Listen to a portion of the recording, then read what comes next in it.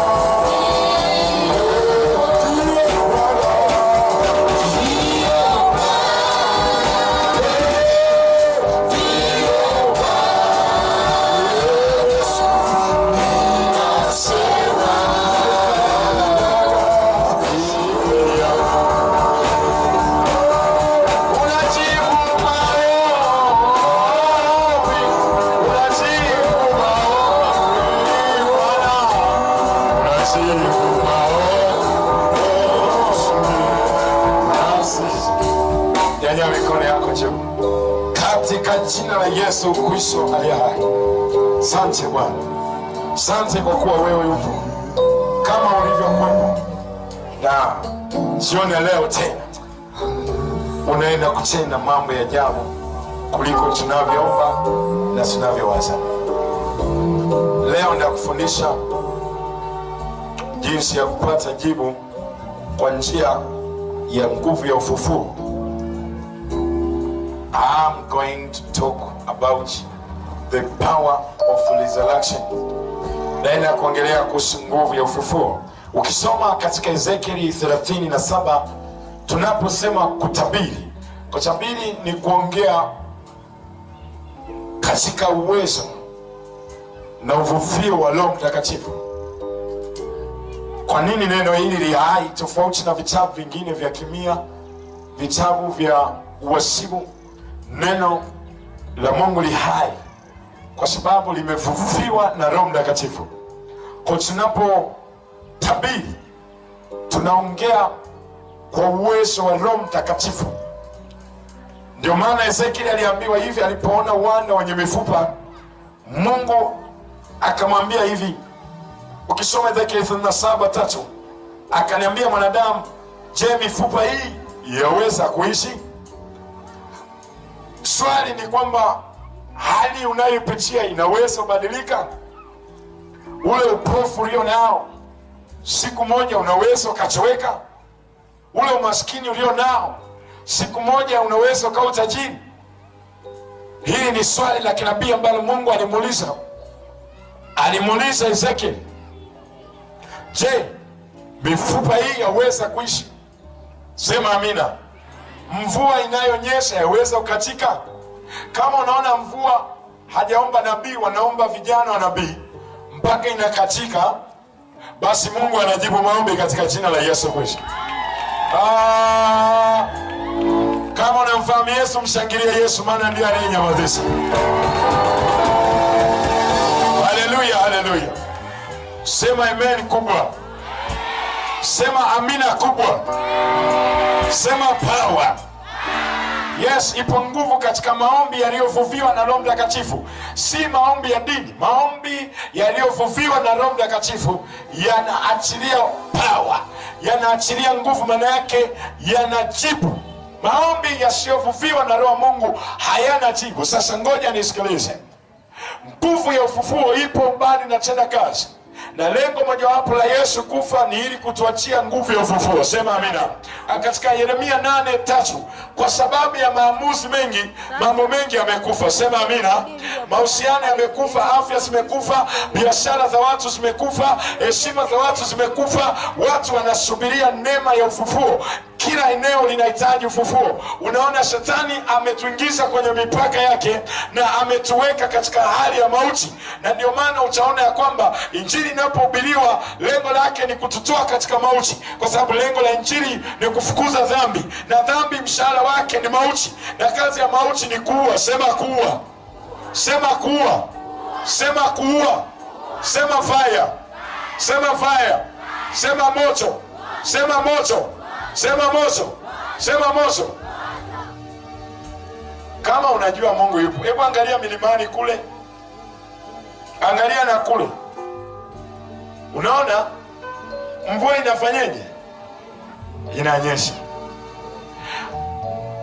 Nataka ujue tu, Mungu kimjibu mwingine anapata tatizo hilo hilo, linamua wewe, tatizo hilo hilo linakuwa chakula cha mafanikio. Asema amina kama unaelewa ninachokisema. Maana ya nabii kuwepo mbele yako ni kwamba Mungu anayejibu. Sema amina. Unanisikia ninachokisema? Nabii anaongea kwa uwezo wa kutabiri. Sema kutabiri ni uvuvio. Mtu mmoja nilimwambia Arusha, alipomcholea Mungu nikamwambia utapata gari, alijua ni utani. Sasa hivi ana gari ya zaidi ya milioni 26. Gari nzuri, ni mama mdogo tu, ana miaka kama 30 na anasema uliongea kama utani, kumbe ni lile neno lilivuviwa na Roho Mtakatifu. Maneno ya watumishi wa Mungu sio maneno ya kawaida, yana nguvu kuliko maneno ya wanasiasa, kwa sababu wanasema kwa niaba ya Mungu. Sema amen, sema amina, sema amina, sema amina. Na leo nakutabiria unaenda kukutana na Kristo Yesu uliyemngoja katika jina la Yesu. Sema nguvu ya ufufuo, sema power, sema power, sema power. Haleluya. Tunaona kitu special kwamba dini na ufalme vinatofautiana. Unapoenda kwa Mungu unaweza kumtafuta kama mwanadini, au kamtafuta kama mfalme, au kamtafuta kama aliyeleta ufalme. Lakini Yesu hakuwahi kusema dini imekaribia basi tubuni. Kila wakati alisema ufalme, na anapotangaza nguvu hakutangaza dini itakuwa na nguvu. Alisema tangu siku za Yohana Mbatizaji hata sasa ufalme wa Mungu unapatikana kwa nguvu. Maana yake lazima uanze kumtafuta Mungu kama mfalme. Ndio maana katika ile unaona katika Mathayo 28:5 malaika anawaraumu wale wanafunzi wa Yesu waliokuwa wanamtafuta Yesu kama aliyekufa. Dini wanamtafuta Yesu kama mtu ambaye aliwahi tenda mambo sasa hivi hatendi, aliwahi fanya sasa hivi hafanyi. Ndio maana wanaweza wakasali na wanaenda kwa waganga kutibiwa. Ndio maana wanaweza wakasali na wanaendelea na uzinzi. Kwa nini? Kwa sababu Mungu hajatibu tabia zao, hajatibu afya zao, hajatibu chochote kile. Wana Mungu wa historia, hawana Mungu wa matendo ambaye hai. Yule malaika akasema kwa nini kumtafuta Kristo aliyekufa? Hayupo hapa. Kristo ambaye alikufa yu hai, hayuko hapo. Sema amen, sema amina. Utakapoingiwa na nguvu ya ufufuo, watu watasema kwa nini kumtafuta yule mgonjwa? Hayuko hapa tena, amekwisha pata uzima. Kwa nini kumtafuta yule mnyonge? Hayupo hapa tena, sasa hivi yeye ni mheshimiwa. Kwa nini kumtafuta yule kahaba? Hayupo hapa tena, sasa hivi ni nabii wa kike. Kwa nini kumtafuta yule jambazi? Hayupo hapa tena, anawaka moto wa injilisi. Sema rakasaka paya. Hey, I feel fire. Sema moto. Ninausikia moto leo. Shakapa manda kesotono. Mungu ameweka hasira ya ufufuo ndani yako. Lazima Mungu afufue nafasi ya maisha yako katika jina la Yesu.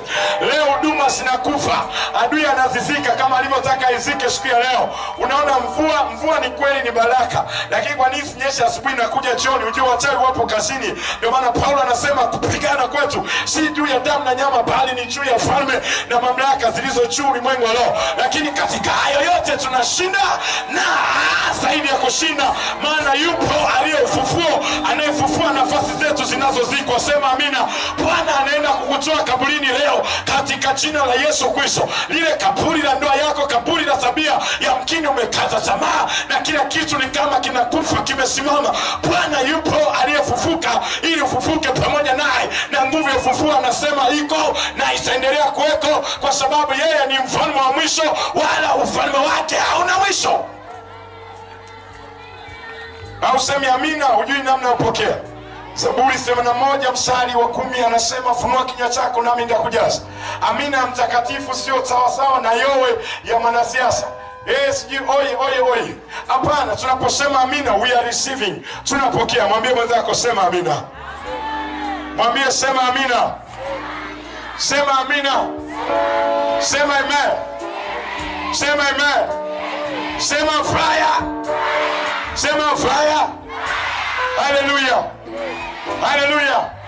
Kasi ya mambo ambayo hata Lucifer mwenyewe na jopo lake na majitu yote yaliyopo ulimwengu leo yaliyoharibu ulimwengu kwa miaka 4000 hawakuamini kitu kimoja, nguvu ya ufufuo. Kwa ndio maana Lucifer kama angeamini kwamba Yesu atakufa, asingeweza kufanya plani na mipango ya kumua, lakini hakuamini. Alijua kwamba amekuja katika mwili na hakuwahi kumuona hata Musa hata Elia anafufuka, lakini alijua ana uwezo tena wa kushindana na neno la Mungu. Unajua Lucifer kizazi na kizazi, kama alivyoshambulia wakati wa Nuhu, alivyoshambulia wakati wa Ibrahimu, alivyoshambulia wakati wa Daudi, alivyoshambulia wakati wa Nehemia, alivyoshambulia wakati wa manabii mpaka Zekaria, anajua anayo nafasi ya kumshinda Mungu. Lakini kuna matumaini yalikufa moja kwa moja alipoiona nguvu ya ufufuo, ya kwamba yupo mwanadamu aliyekuwa Mungu, mwanadamu kamili na Mungu kamili.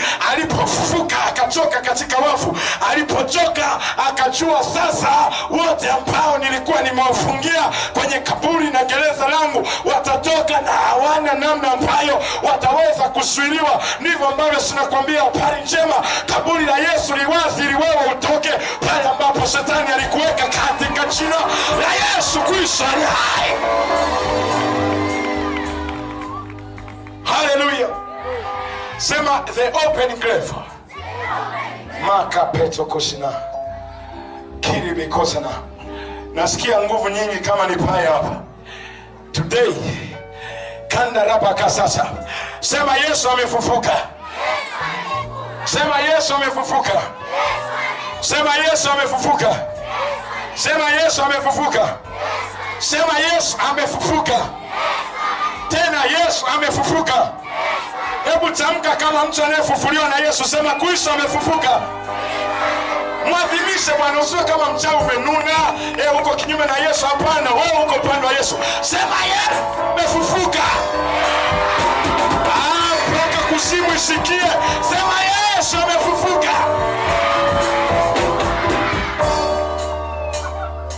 Unajua wachawi wanakasirika, maneno watakatifu yanawaka moto. Ndio maana naona kwa mvivu kusema eti nimwekee pause. Usiweke pause. Fumua sauti yako, sema Yesu amefufuka. Vizuri tena. Nataka kusimu ianze kutikisika sasa hivi kwa sababu ya sauti yako, kwa sababu hilo unalolisema ni kweli, na unapolisema linalipuka. Sema Yesu amefufuka.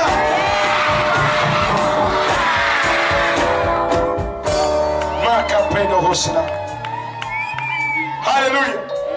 Ndio maana ukisoma katika sasa, hii ni Ezekieli 37:12. Maandiko yanasema nami nitawatoa katika makaburi yenu, enyi watu wangu. Mungu alikuwa anasema na watu walio hai. Maana yake yapo makaburi ulimwengu leo, kama ambavyo tunaona yapo makaburi ulimwengu wa mwili. Shetani tabia yake ni kusika. Ana uwezo wa kusika mahusiano. Watu wanaishi ni kama hawana mahusiano. Ana uwezo wa kusika elimu. Mtu anakuwa na elimu kubwa lakini hana kazi. Ana uwezo wa kusika uzuri wa binti mpaka muda wake kuolewa unapita, anakuwa anachezewa tu na wanaume. Ile nafasi yake ya kuolewa imesikwa. Anaweza akashika tumbo la mama, amempata mume mzuri lakini hapati mtoto. Anaweza akashika nafasi ya mtu ofisini, anafanya kazi kwa bidii. Wanaopandishwa vyeo na promotion ni watu ambao ni jeuri na wala rushwa, ambao wanaliharibu shirika. Nafasi za watu zinazikwa, zinahitaji ufufuo. Sema ufufuo, sema ufufuo, sema ufufuo.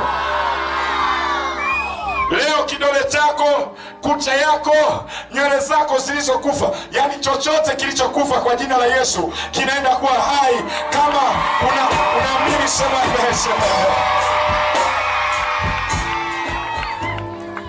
I can feel the power. Pandora kushika nao. Hallelujah. Hallelujah. Unajua kwa nini shetani anashindana na watu kama sisi? Sema amina. Anajua tunaleta nini kwako. Anafahamu Yesu ametupa nini. Hawezi shetani akashindana na mtu ambaye hana kitu cha kubadilisha kwa watu. Lakini tuna habari njema leo katika jina la Yesu Kristo. Haleluya. Haleluya. Hii nguvu ya ufufuo ndio ile nguvu inayofanya mambo ambayo hayawezekani kibinadamu. Sema hayawezekani kibinadamu. Haleluya. Tunaona Petro alikuwa amefungwa kwenye gereza, lakini nguvu ya ufufuo ilimwendea mule.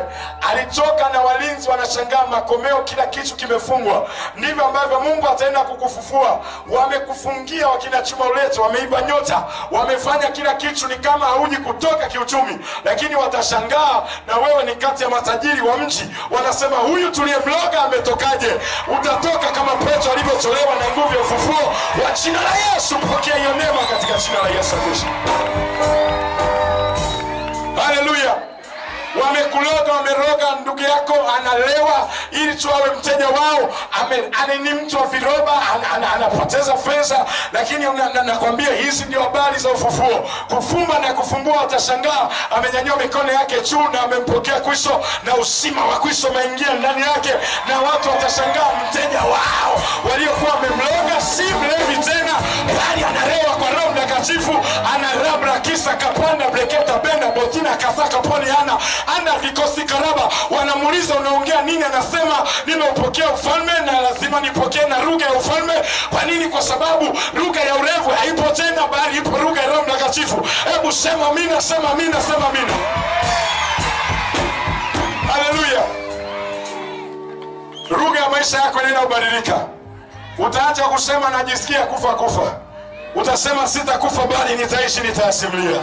Lazima usimulie.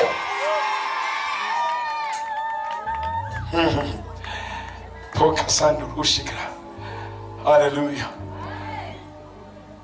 Nakumbuka nilikuwa naimba Bongo Flava. Nimeenda mpaka Arusha. Ndugu zangu nimefika chuoni, wananipigia simu. Vipi? Hautoi tena album? Nikawaambia kama malaika alivyowaambia Mariamu na wanafunzi wa Yesu, hayuko hapa tena, amefufuka. Historia yako inaweza kukutana na nguvu ya ufufuo. Ulikuwa gangster, watu watakuita sasa mtakatifu. Walikuita shalobaro, maana yake unageuza suruali kama mtu anayenaushiwa. Sasa hivi watakuita mheshimiwa, mzao mteule, ukwani wa kifalme, mtu wa miliki ya Mungu. Mwadhimishe Kristo Yesu, Kristo Yesu, Kristo Yesu. Haleluya. Nampenda Bwana wangu. Alikubali kabisa. Ukisoma katika ile Ufunuo 8:18 anasema nalikuwa nimekufa, hakukataa. Na mimi nasema nalikuwa mwenye dhambi, sikatai. Nalikuwa mtu wa ovyo, sikatai. Nalikuwa sina mwelekeo, sikatai. Lakini sasa naiona njia. Hata wachawi waweke ukuta, Bwana ananifanyia njia pasipokuwa na njia. Maana ipo nguvu ya ufufuo ndani yangu katika jina la Yesu Kristo. Sasa siri ya ufufuo ni kwamba unapoingiwa na nguvu ya ufufuo, sehemu ya kuketi kwako inabadilika. Sawasawa na Waefeso 2:6 anasema alitufufua pamoja naye, akatuketisha pamoja naye. Unapofufuliwa na nguvu ya Mungu, manake uliketi na ugonjwa, unaanza kuketi na afya. Uliketi na aibu, unaanza kuketi na utukufu. Uliketi na udhaifu, unaanza kuketi na nguvu. Uliketi na kuzuiliwa, unaanza kuketi na mpenyo. Uliketi na hali ya kukosa mwelekeo, unaanza kuketi na aliye njia katika jina la Yesu Kristo. Uliketi na kifo anakuja aliye uzima, kisha aliye tere kwa jina la Yesu Kristo. Sema amen. Hiyo ndio siri ya ufufuo. Makao yetu yanabadilika. Tulipokuwa tumeketi na majini, tunaanza kuketi pamoja naye ulimwengu leo. Juu sana kata pakata ina bosa. Ubarikiwe Baba, kwa kuwa ulifanya kazi kubwa sana kwa ajili ya Yesu Kristo na kwa ajili yetu sisi sote. ulimpa nguvu akafa msalabani, ukamsimamisha, ukamfanya akamilishe mwendo mkubwa ambao dunia yote inatikisika kwa sababu ya ufufuo. Na kadri siku zinavyoenda Baba, watu wataiona hii nguvu na wataliazimisha kaburi la kwisho, na watasema kweli dunia yote inategemea msalaba wake, hakuna tumaini tena Baba. Watasema huyu ndiye Mungu tuliyemngoja, atusaidie. Kila kizazi, watu toka hospitalini, mashuleni watakugeukia, watu jeshini, magerezani watakutafuta Bwana, maana nchi zote za dunia zinaenda kuadhimisha utukufu wako wa mwisho. Unaenda kuwa mkubwa kuliko ule wa kwanza, maana yake unaenda kujisirisha zaidi kuliko ulivyojisirisha, kwa sababu alipokuwa anaishi Musa hakufa Yesu, lakini sasa amekufa mwanakondoo wako, kama alivyosema Ribosaka, mwanadamu usilie, kwa kuwa simba wa kabila la Yuda ameshinda ili apate kushinda Rakasaka kwa ajili yako, katika jina la Yesu.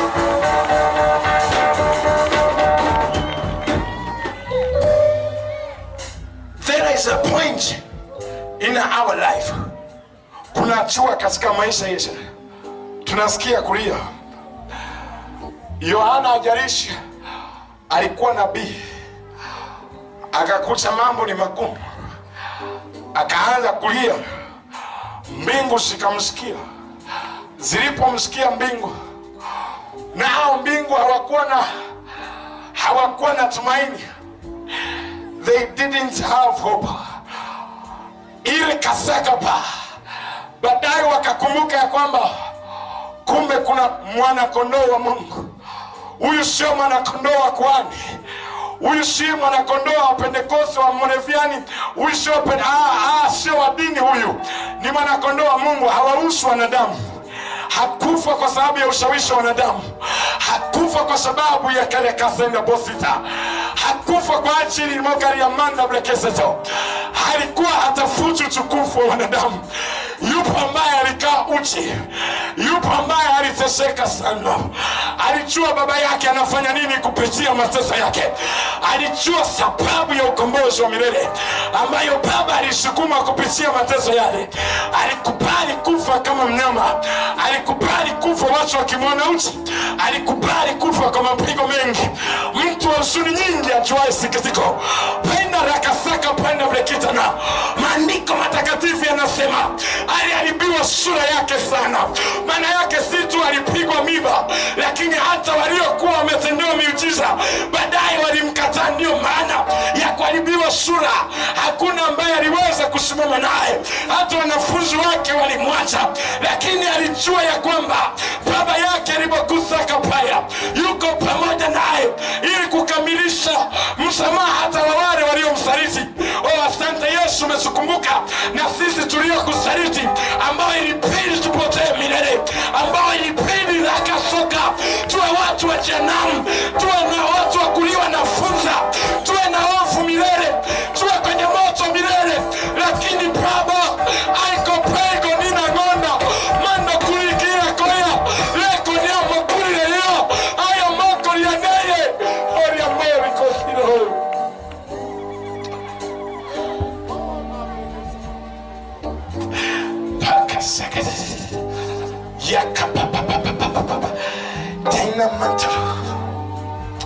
Mimi nilikuwa mtu wa kupotea, wewe ulikuwa mtu wa kupotea, hata kama hujui hili. Ndio maana unapoingiwa na wokovu unaona machozi mazuri ya kumshukuru Yesu, na unamshukuru kiasi kwamba shukrani yako wewe mwenyewe utajua haitoshi. Wema wake mzito usiopimwa na mizani za kibinadamu, usiopima na fahamu za kibinadamu, uko beyond, uko juu ya uelewa wetu. Anasema neema ya ufufuo iliyotokana na mateso ya Kristo Yesu haiwezi kupimwa na fahamu zetu, haiwezi. Hata tuanze kumshukuru, tusilale usingizi, bado hatutamaliza wema wake. Hatuwezi kumaliza pendo lake linalowaka moto. Hatuwezi kumaliza uzuri wa Mungu huyu ambaye upendo wake wapita fahamu. Ndio maana wengine wanamdharau. hawajui hata angeweza kuwauzia hata tone la damu ya Yesu usingeweza kununua kwa madini yote duniani, usingeweza kununua kwa marofa. Tone tu la damu ya Yesu, thamani yake haitoshi dunia hii, haitoshi. Haitoshi mchumba wako, haitoshi hicho ambacho kinakupa kiburi, haitoshi. Ndio maana alitoa bure, alitoa bure. Mwana wa Mungu alitoa bure, alitoa bure, alitoa bure. Ni heri ulimwengu usikie, alitoa bure. Sio kwa sababu haina thamani, sio kwa sababu ni ovyo, sio kwa sababu haikufai, lakini usingeweza kulipa gharama ya nguvu ya ufufuo, usingeweza kulipa gharama ya sadaka ya Yesu, usingeweza kujikomboa mwenyewe. Pore kasaikono oma nakasaka yakakakaporia katabori kesaka kitapiko iramusha riba baba baida sikapa. Usifiwe msalaba, usifiwe kaburi lako. Hata mashetani wakatae, hata wachawi wapinge, rikasaka pa. Usifiwe msalaba wako, lisifiwe kaburi lako, isifiwe sababu ya wewe kufa msalabani. Paigo siko paya ori makobaina mona. Mungu liya hai,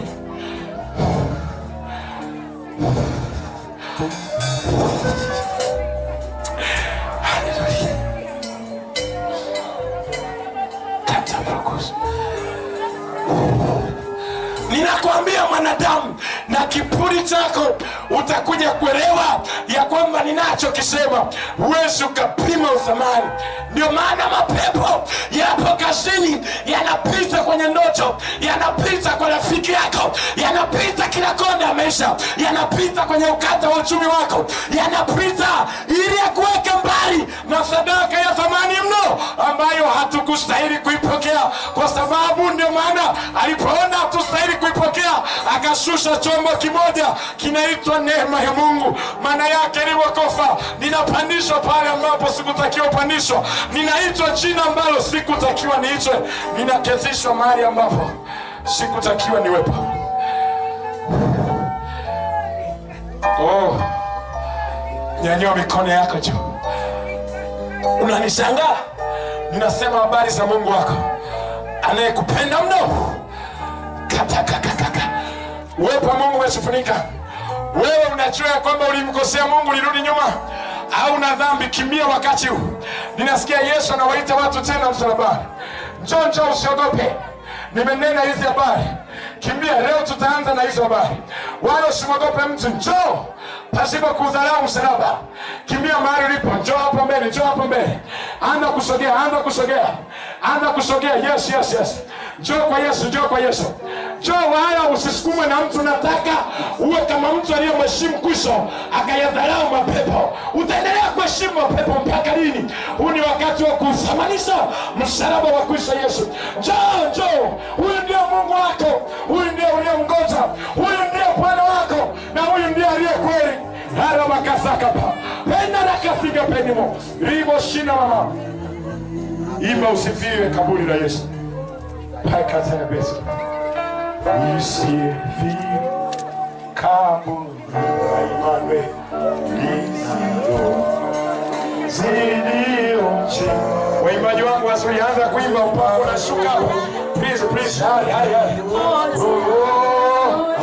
Asifiwe. Endelea kusogea. Pepo asifunge fahamu yako.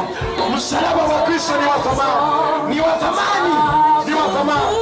Piteni kule, wasaidieni watu. Usisubali. Pita kule. Baika saka. Wasaidieni watu. Baika leka sata. Mandara kakakaka. Endere bobobobobobobobo. Mandara katekete. Mandara kasaka. Umeshinda mwana kondoo wa Mungu. Umeshinda. Umeshinda. Umeshinda mwana kondoo wa Mungu. Umeshinda. Umeshinda. Umeshinda mwana kondoo wa Mungu. Umeshinda. Umeshinda wewe. Umeshinda wapendao wanadamu. Urika sakapa. Yes.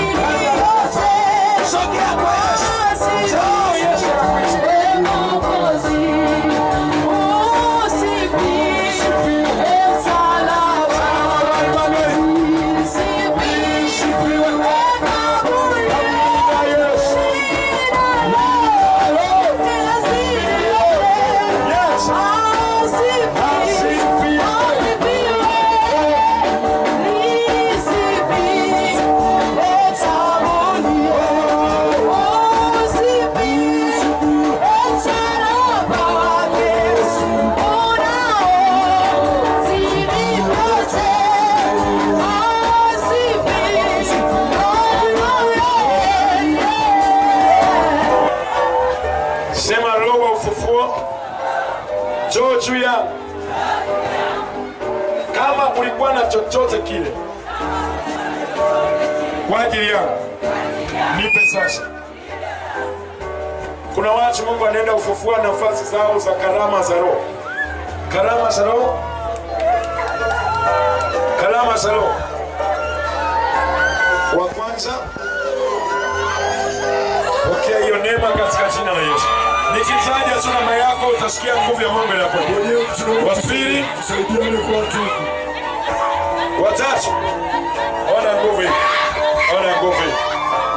Msiogope mvua. Mvua hii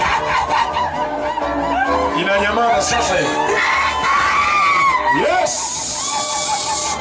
Nyanyua mkono wako. I speak in power of the Holy Ghost. Wewe mwanamke ambaye kweli umefungua moyo wako, ninaongea nguvu ya Mungu ije sasa kwa nguvu. Kwa nguvu kwa jina la Yesu Kristo. Yes! Yes! Power of the Holy Ghost. Holy Ghost. Power. Yes!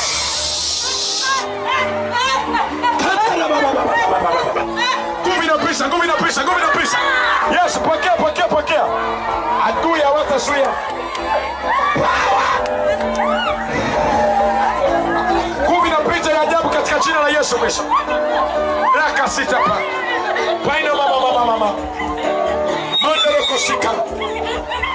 Yes. Power kwa jina la Yesu Kristo. Hicho kilicho tumboni kianze kutoka. Haraka, haraka. Haraka kwa jina la Yesu Kristo. Haraka na ifufua nafasi yake ya kuolewa. Na ifufua